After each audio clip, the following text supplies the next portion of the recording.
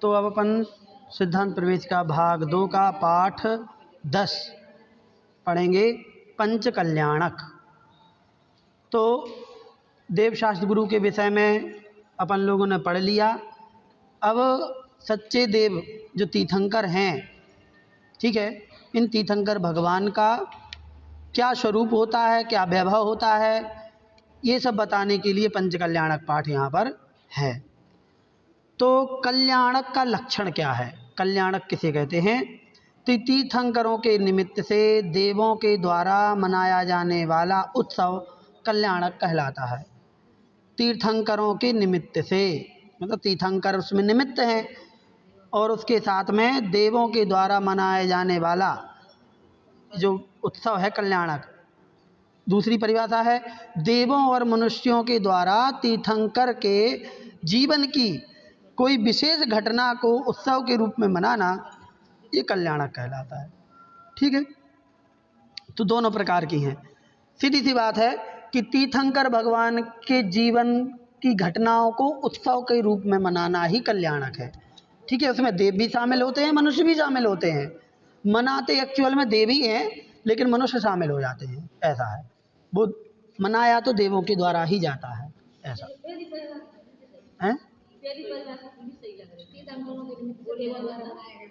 नहीं, ये ज़्यादा सही है दूसरी, क्योंकि कब मनाया जाता है, तो एक विशेष घटना जो शब्द दिया ना, ये ज़्यादा अनुकूल है कि तीर्थंकरों के जीवन की जो विशेष घटनाएं होती हैं, तो उसमें से एक गर्भ की होती है विशेष घटना, फिर जन्म की होती है, फिर तप की होती है, मतलब दीक्षा के समय विशेष घटना हो गई, फिर केवल ज्ञान हो गया, वो विशेष घटना हो गई, मोक्ष हो गया। तो ये इसलिए इन्होंने कहा कि इनके जीवन की विशेष घटना पर ही उत्सव होता है, हर समय नहीं होता है ना, ऐसा।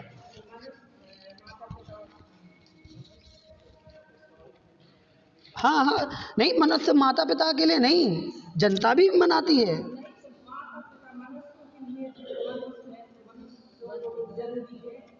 हाँ, तो इसीलिए तो कह रहे हैं कि देवों और मनुष्यों के द्वारा तीर्थंकर, इसीलिए तो कह रहे हैं कि दूसरी ज्यादा परफेक्ट है, तीर्थंकरों के द्वारा, देवों और मनुष्यों के द्वारा। और इस चीज को आप लोग समझ के चलो, है ना। तो आपको सिंपली आप, या जरूरी नहीं इसी भाषा में लिखो, आप अपनी भाषा में भी लिख सकते हैं कि जब तीर्थंकरों के जीवन की कोई विशेष घटना आती है, तब देव और मनुष्य मिलकर के उत्सव के रूप में उस दिन को मनाया करते हैं, वो कल्याणक कहलाता है। ऐसा भी चलेगा, ऐसा जरूरी नहीं कि जो लिखा है वैसा ही की वैसा हो। बिल्कुल बिल्कुल, वो अर्थ निकलना चाहिए। कल्याणक के नाम 5 कल्याणक होते हैं: गर्भ कल्याणक, जन्म कल्याणक, तप कल्याणक, ज्ञान कल्याणक और मोक्ष कल्याणक। अब सबसे पहले गर्भ कल्याणक की बात करते हैं। यहाँ पे गर्भ कल्याणक, तो गर्भ कल्याणक सबसे पहले क्या है? गर्भ कल्याणक तो सौधर्म इंद्र अपने दिव्य अवधि ज्ञान से भगवान के गर्भावतरण को निकट जानकर कुबेर को तीर्थंकर की जन्म नगरी में दिन में 4 बार रत्नों की वर्षा करने की आज्ञा देता है। इस प्रकार रत्नों की वर्षा गर्भ में आने से 6 माह पूर्व से जन्म होने तक 15 माह तक निरंतर होती रहती है। ठीक है, तो जब गर्भ में अवतरण हो जाता है, तब सौधर्मेंद्र अवधि ज्ञान से जानते हैं, कुबेर को आज्ञा देते हैं कि जाओ उनके आंगन में रत्न बरसाओ। तो माता पिता जो होते हैं, उनके घर के आंगन में 4 बार दिन में वो रत्न बरसते हैं। 6 माह पहले से लेके 9 माह, मतलब टोटल 15 महीने तक माला माल हो जाते सारे के सारे। पूरा नगर अकेले भी नहीं रखते, सब ले जाते हैं बटोर बटोर करके, पूरे नगर के लोग। 6 माह के उपरांत तीर्थंकर जब माता गर्भ में आने को होते हैं, तब माता रात्रि के अंतिम पहर में अत्यंत सुहावने मनभावन आह्लादकारी 16 सपनों को देखती है।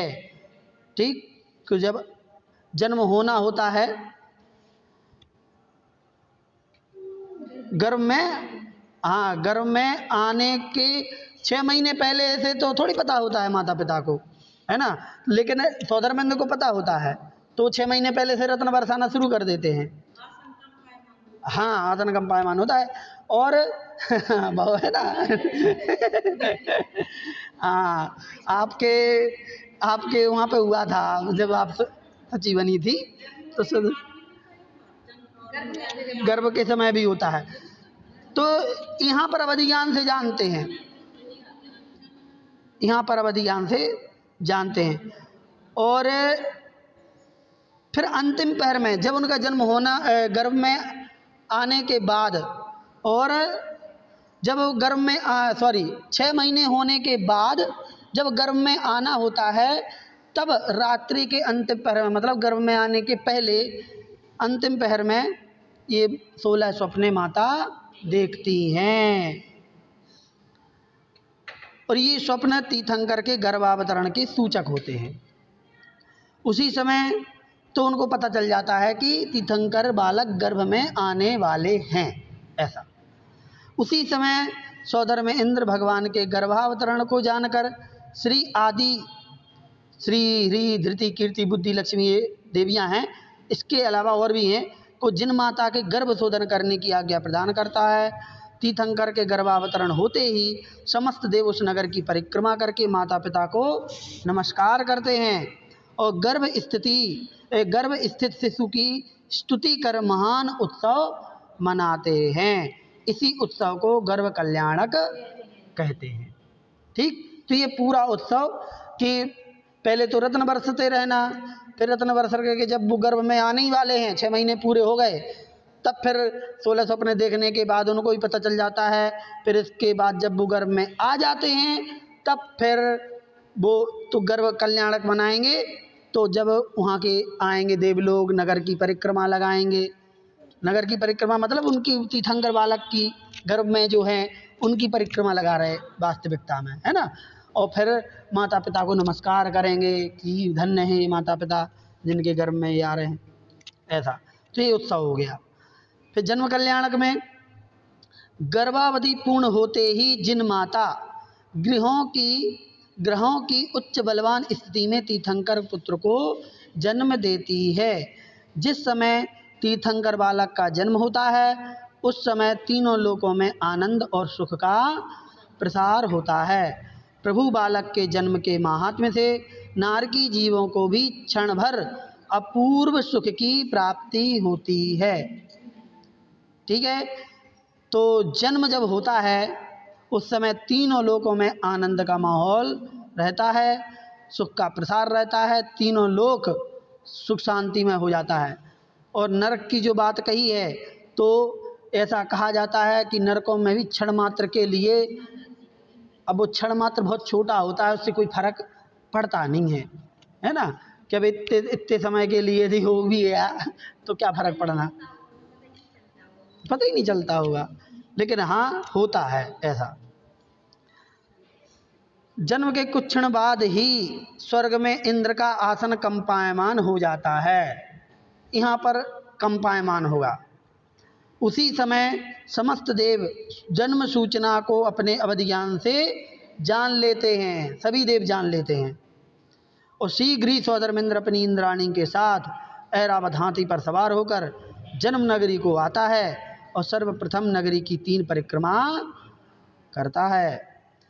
तदनंतर सची जो इंद्राणी होती है वो प्रसूति गृह में प्रच्छन्न रूप से पहुंचकर, प्रच्छन्न मतलब प्रसन्न नहीं, प्रच्छन्न मतलब अदृश्य होकर या फिर दूसरा वेश बनाकर, हाँ ठीक है। प्रच्छन्न मतलब होता है ढकना, तो असली रूप ढककर, कहने का तात्पर्य ये है। फिर चाहे अदृश्य होकर के जाओ, चाहे दूसरे रूप में चले जाओ। एक से हमने सोची के, तो आप लोग प्रसन्न को प्रसन्न समझ लो। तो प्रच्छन्न रूप से पहुंचकर जिन माता की प्रदक्षिणा देकर, जिन माता को मायामयी निद्रा में निद्रित करके, सुला करके कि सो जाओ, और अत्यंत हर्ष और उल्लास के साथ जिन बालक की छवि को निहारती हुई तीर्थंकर, प्रदक्षिणा करवाई थी। सही है, सही है। तो तीन, हाँ तो ये भी सही है। तो जिन माता की कहाँ पर दे, हाँ ये तो हर्षोल्लास के साथ जिन बालक की छवि निहारती हुई तीर्थंकर बालक को लाकर सौधर्मेंद्र को सौंप देती है। तब इंद्र बालक का दर्शन पाकर भाव विभोर हो जाता है।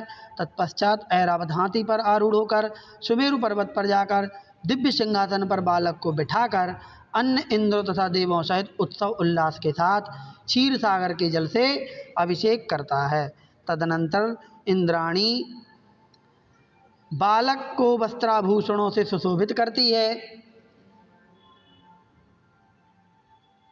और फिर इंद्र बालक के दाहिने पैर के अंगूठे पर सर्वप्रथम जो चिन्ह देखता है उसे चिन्ह के रूप में घोषित कर भगवान का नामकरण करता है। इसके बाद इंद्र व देव आदि जन्म नगरी आकर तीर्थंकर माता पिता का विशेष सत्कार कर महान उत्सव करते हैं। इसी उत्सव को जन्म कल्याणक कहते हैं। ये पूरी प्रक्रिया जन्म कल्याणक कहलाती है कि सौधर्मेंद्र का आसन कंपायमान होना, फिर सौधर्मेंद्र से सची का आना, फिर सची का जाना, बालक को लाना, फिर सुमेरु पर्वत पर जाकर अभिषेक करना, फिर अभिषेक करने के बाद उनका चिन्ह देखना, नामकरण करना और फिर वापस नगर की परिक्रमा करना और फिर आकर के और फिर बालक को सौंप करके और फिर माता पिता का सत्कार करना। ये सब उत्सव हो जाता है जन्म का। जन्म कल्याणक हो गया। फिर तप कल्याणक मतलब दीक्षा कल्याणक है। सो और क्या माता में, हाँ हाँ अच्छा, हाँ तो वो क्या है कि अब वो मंत्र रहे तो देखो जब क्या है माहौल बनता है,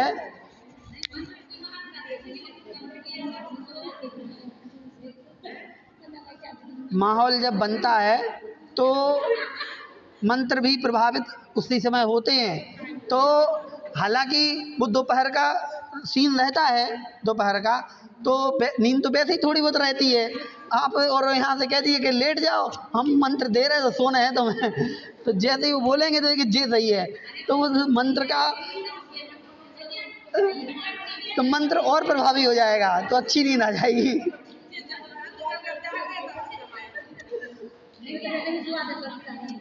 चलें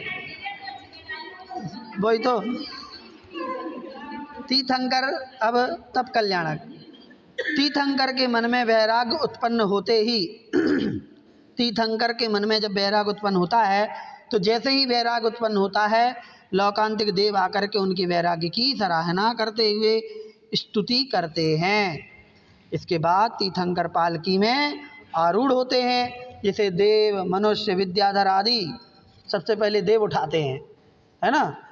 तो मनुष्य विद्याधर आदि 7 कदम अपने अपने कंधे पर रख कर दीक्षा वन तक ले जाते हैं। वहाँ चंद्रकांत मणि की शिला पर विराजमान हो पद्मासन मुद्रा में पूर्वाभिमुख होकर सिद्ध परमेष्ठी को नमस्कार करते हुए पंचमुष्टि के सुलंचन करते हुए तीर्थंकर जिन मुद्रा को धारण करते हैं सौधर्मेंद्र केशों को क्षीर सागर में विसर्जित करता है। इस प्रकार दीक्षोपरांत तीर्थंकर की पूजा भक्ति कर देवगण स्वस्थान लौट जाते हैं। इसी को तप कल्याणक कहा जाता है। ठीक है,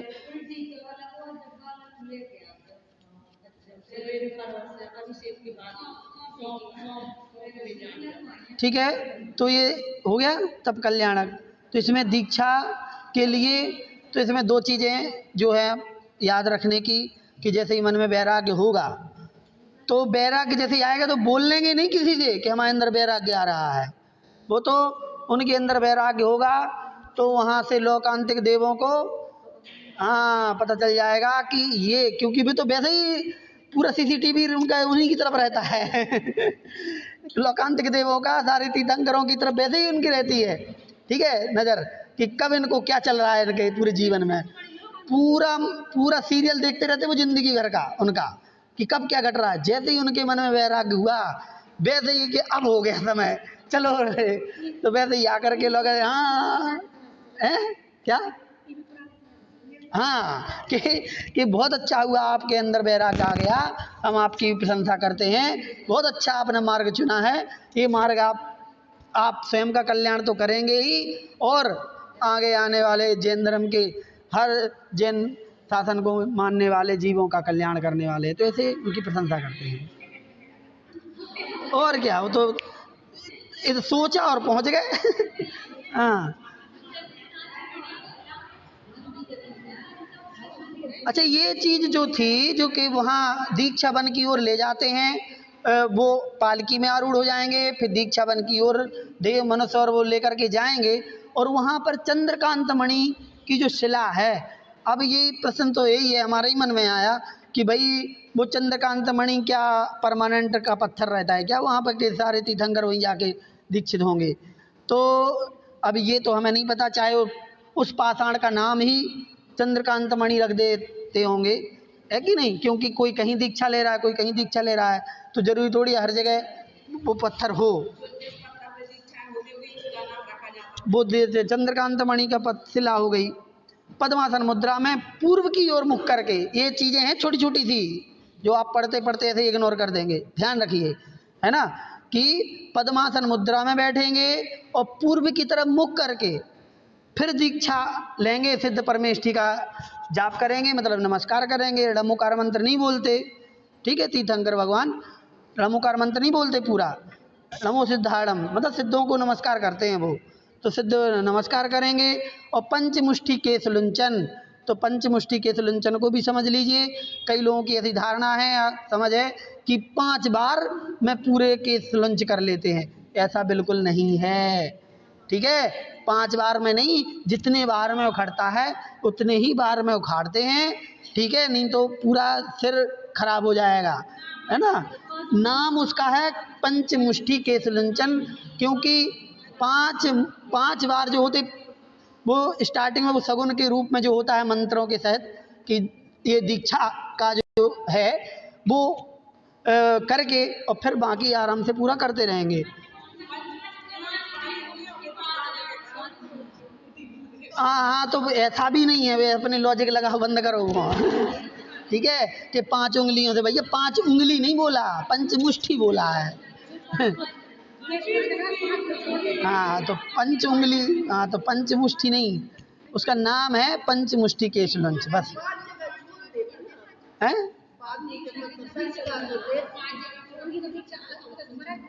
छोड़ने का कुछ भी नहीं है, वो तो उसका नाम पंचमुष्टि केश लुंचन है, और वो मंत्र के साथ में, और फिर उनका वो दीक्षा प्रक्रिया शुरू हो जाती है। जब यहाँ पर करते हैं उनको कुछ भी करने की जरूरत नहीं होती, वो तो सीधे उखाड़ना शुरू कर देंगे भगवान तीर्थंकर भगवान, और फिर उन केसों को ले जाकर के क्षीर सागर में प्रवाहित कर दिया जाएगा, ठीक है। कहाँ पर प्रवाहित करेंगे? क्षीर सागर में। कौन करेगा? कौन? सौधर्मेंद्र, ठीक। इस प्रकार से बाकी फिर दीक्षा के बाद फिर बाकी सभी लोग अपने अपने घर चले जाते हैं, इसको कहते हैं तप कल्याणक। नख और केस नहीं, हाँ बाल की हो रही दीक्षा के समय की, वे मोक्ष के समय की बात है। फिर चौथा ज्ञान कल्याणक, अपनी कठोर तपस्या के द्वारा घातिया कर्मों के नष्ट होने से तीर्थंकर को केवल ज्ञान प्राप्त होता है, ठीक है। अब दीक्षा के बाद अब केवल ज्ञान होगा, तो 4 घातिया कर्म नाश करके केवल ज्ञान होगा, जिसके प्रभाव से सब कुछ निष्प्रयास, बिना किसी प्रयास के, दर्पणवत, दर्पण के समान उनके ज्ञान में झलकने लगता है। इसी बीच सौधर्मेंद्र की आज्ञा से कुबेर समोषण की अद्भुत रचना करता है, जिसमें विराजमान तीर्थंकर की समस्त देव भक्ति भाव पूर्वक अर्चना करके केवल ज्ञान महोत्सव मनाते हैं। इसी को ज्ञान कल्याणक कहते हैं, ठीक है। मोक्ष कल्याणक, संपूर्ण कर्मों के नष्ट होने के बाद तीर्थंकर को निर्वाण पद की प्राप्ति होती है। तब देवगण मोक्ष स्थली पर आकर अग्नि संस्कार करते हैं। वहीं पर जहाँ से उनको मोक्ष हुआ, तो केस और नख तो वहीं छूट जाते हैं और शरीर कपूर की तरह उड़ जाता है और आत्मा लोकाग्र में पहुंच जाती है। तो नीचे सिर्फ केस और नख पड़े हुए मिलते हैं, मोम की तरह, कपूर की तरह गायब हो जाती हैं। जो बरगणाएं हैं, 9 कर्म बरगणाएं हैं, वो खिर करके और विलीन हो जाएंगी आकाश में। सब जो मोक्ष हो रहे हैं सबके यही होगा। जिनका मोक्ष होगा, चाहे सामान्य केवली हो चाहे तीर्थंकर हो, सबके यही प्रोसेस रहेगी। हाँ, शरीर कपूर की तरह उड़ेगा, नख केस रहेंगे, तो उनको अग्निदेव आकर के और संस्कारित कर देंगे, मतलब अग्नि से उनको समाप्त कर देंगे ऐसा। और फिर उसके बाद उस भस्म को मस्तक पर लगाकर उन जैसा बनने की भावना वो सब देव लोग करते हैं। फिर समस्त इंद्र मिलकर आनंद नाटक करते हैं। इस प्रकार सभी देव विधि पूर्वक निर्वाण की पूजा करके अपने अपने स्थान लौट जाते हैं। इसी को मोक्ष कल्याणक कहते हैं। ठीक है ना। तो इस प्रकार से ये पांचों कल्याणकों को अपन ने संक्षेप में समझ लिया। ठीक है, तो ये तो शॉर्ट में अभी समझा है, फिर आगे जब अपन पढ़ेंगे तो एक एक कल्याणक को विशेष रूप से समझेंगे कि कैसे कैसे एक एक छोटी छोटी चीज़ें उसमें अपन पढ़ेंगे कभी। ठीक है, तो चलिए ये पाठ यहाँ पर अपना समाप्त हो गया है। अगले पाठ पर चलते हैं। इसके प्रश्न हैं वो भी देख लें। कल्याणक किसे कहते हैं? तो देवों मनुष्यों के द्वारा तीर्थंकर के जीवन की विशेष घटना को उत्सव के रूप में मनाना कल्याणक कहलाता है। कल्याणक कितने प्रकार के? 5 प्रकार के होते हैं, नाम लिख देना। तप कल्याणक, जन्म कल्याणक से आप क्या समझते हैं? तो इनकी परिभाषा, तप कल्याणक में दीक्षा होती है, जन्म कल्याणक में जन्म होता है। ठीक है, तो एक ही लाइन हो गई, लेकिन आपको पूरी प्रोसेस लिखनी पड़ेगी। ठीक है, हाँ। सौधर्मेंद्र रत्नों की वर्षा कब और कितनी बार करता है? तो हाँ, 15 महीने तक गर्भ में आने के 6 माह पहले से लेकर के और जन्म तक, है ना, मतलब 9 महीने गर्भ के 15 महीने तक लगातार दिन में 4 बार रत्नों की वर्षा करता है। सौधर्मेंद्र तीर्थंकर का अभिषेक किस पर्वत पर किससे होता है? सुमेरु पर्वत पर क्षीर सागर के जल से देवों के द्वारा किया जाता है। ठीक है, इस प्रकार से ये पाठ अपना पूरा हो गया है।